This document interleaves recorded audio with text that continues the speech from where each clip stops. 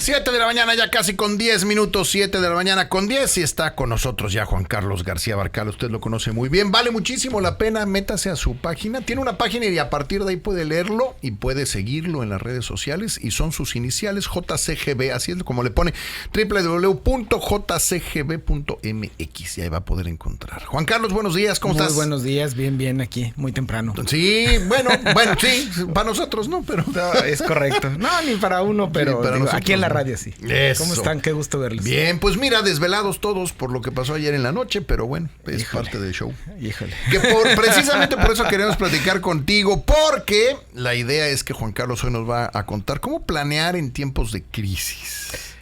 Ese es un gran tema, Sí, ¿no? me imagino. Digo, este tema lo tomábamos mucho en aquella época de la pandemia que ahora parece muy lejana, Sí. ¿no?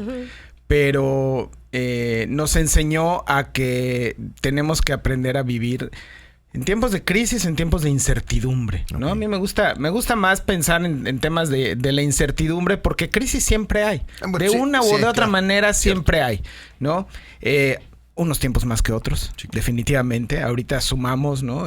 Lo que pasa en el contexto internacional, ¿no? Con Ucrania, con el Medio Oriente, ahora en Estados Unidos con las elecciones allá, que sí, también se ponen interesantes, ¿no? Y lo que pasa aquí en México, que también nos está moviendo una etapa en la que teníamos demasiada certeza, ¿no? Lo que creo que todo tranquilo, entre comillas. Como ¿no? que vivimos una época en la que había demasiada certeza, ¿no? Y nos desacostumbramos a pensar que las cosas pueden estar diferentes de un momento a otro, ¿no? Sí, claro. Entonces, ahí es donde entra, pues evidentemente yo soy un apóstol de la planeación y de la estrategia. Sí, claro. ¿No? Un evangelizador. Un evangelizador. Y definitivamente considero que estos son los momentos en que más planeación se tiene que hacer, ¿no? Habría quien dijera, oye, pues es que como no sabemos qué va a pasar, pues entonces ¿para qué planeamos? ¿No? Y es todo además, lo contrario. Y te interrumpo ahí un momento, le comí el otro día con una persona que me decía que está pasando todo a bitcoins. Dice, porque como no sé qué va a pasar con las leyes en México, pierdo el control sobre mi dinero y cualquier cosa que se les ocurra ahora, porque además lo pueden hacer sí, correcto, de quitar el dinero de todo mundo, por ejemplo, te quedas sin un peso y la gente está pasando a bitcoins. Sí, bueno, hay mil formas opciones, ¿no?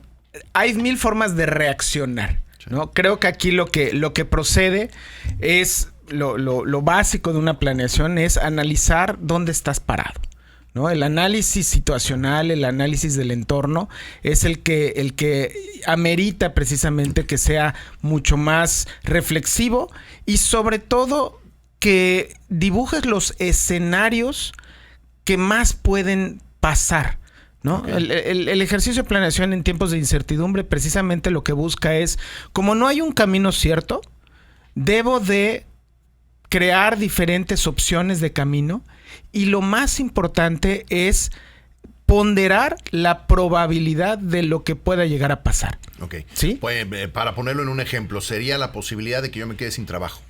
Correcto. Ponderarlo. Correcto. Okay. Exacto. Por ejemplo, el quedarte sin trabajo siempre es una alternativa, ¿no? Y la pregunta que harías es, 1, ¿qué probabilidad hay que suceda? 2, ¿qué opciones tengo adicionales a?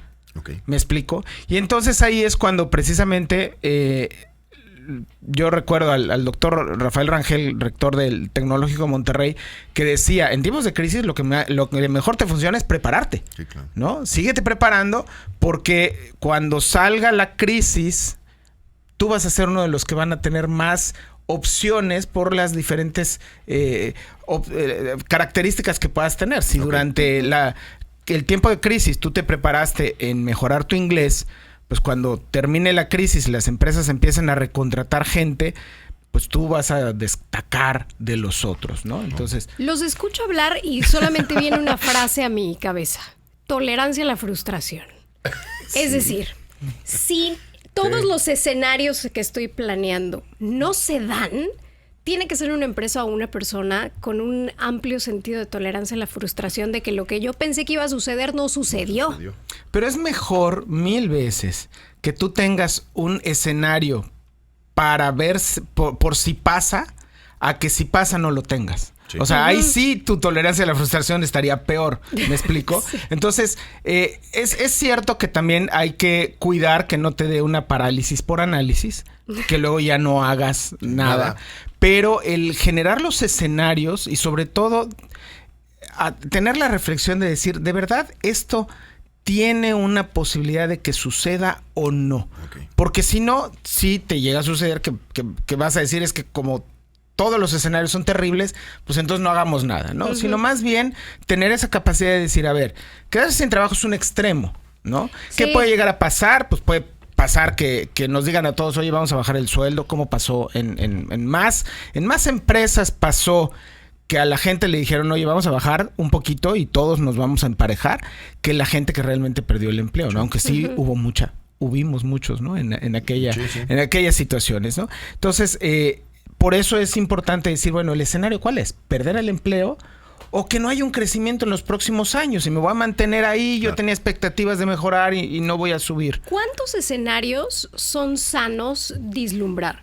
Porque si tú me dices, alguien fatalista, o sea, pensando en una personalidad como fatalista, pues que nos invadan los españoles otra vez, ¿no? O sea, su número de situaciones puede ser infinita. Entonces, ¿cuántas que sean sanas? Mira, lo normal y casi todos los ejercicios y las matrices que existen para eso, porque hay mucha documentación sobre el tema, es 4 escenarios, ¿no? Los 4. El más terrible. ¿Del más probable al menos probable? Del más probable al menos probable, del más catastrófico al menos catastrófico, ¿no? Y se vuelve una matriz. Okay. ¿Correcto? Y entonces sobre esa matriz es que puedes trabajar. Ahora, teniendo esos 4 escenarios del más probable al menos probable o del más catastrófico al menos catastrófico, la combinación de los dos, ¿qué sigue? ¿Hago un plan B para cada uno de ellos? Sí, normalmente yo tengo un plan que es el plan rector, ¿no? Es mi plan estratégico es este, por aquí me voy, ¿no? Y tengo alternativas, velo como un árbol de decisiones, ¿no? Si el escenario más probable, ¿no? Se empieza a mover un poco, porque no es tan categórico como a veces pensamos, ¿no? Es que así va a ser, ¿no? Sino más bien tiene matices y entonces cuando vas avanzando sobre lo que tú crees que va a pasar, de repente se mueve algo un poquito, ¿no? Y entonces ahí es donde ese matiz te sirve para decir, bueno, sí, empiezan a pensar que va a haber un cambio en la estructura del Banco de México. Ah, espérame. Entonces ahora sí es momento de mover el dinero. Antes no. Okay. ¿Me explico? Yo creo que el futuro que viene en nuestro país sí va a ser retador, pero no tan drástico, ¿no? Va a haber cambios, evidentemente, es lo que, pues de alguna manera la gente votó, pero el cambio poco a poco se va a ir dando. Entonces, lo fuerte es reaccionar tan de freno de mano, ¿no? Sino más bien el que vayas evaluando y decir, bueno, si pasa esto, ¿cuál es mi plan para esta situación en particular? ¿Cuál es mi plan para la siguiente situación? En general, todo el tema de la planeación tiene de una u otra forma que ver con el ingreso, con el dinero y con cómo vamos a comer, ¿no? Pues al final del día eso se reduce, ¿no? Sí, no, fíjate, empresarialmente hablando, la estrategia no necesariamente es el tema de cómo gano dinero mañana. Y ese es el gran tema, ¿no? Que a veces en estas situaciones dicen, espérate, es que yo tengo que asegurar que ingrese dinero mañana.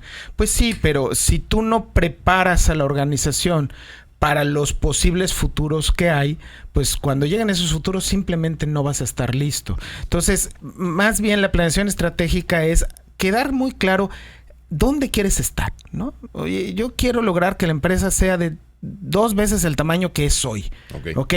¿Qué tengo que hacer? ¿Dónde estoy parado hoy? ¿Qué tengo que hacer? Oye, que hay una incertidumbre hacia adelante, sí. Y a lo mejor tengo que tener más escenarios, sí. Pero de todas maneras, si no tengo claro dónde quiero llegar, acuérdense, ¿no? Como Alicia en el País de las Maravillas. Cualquier camino es bueno. Entonces, aquí lo más importante es que la empresa tenga claro hacia dónde va.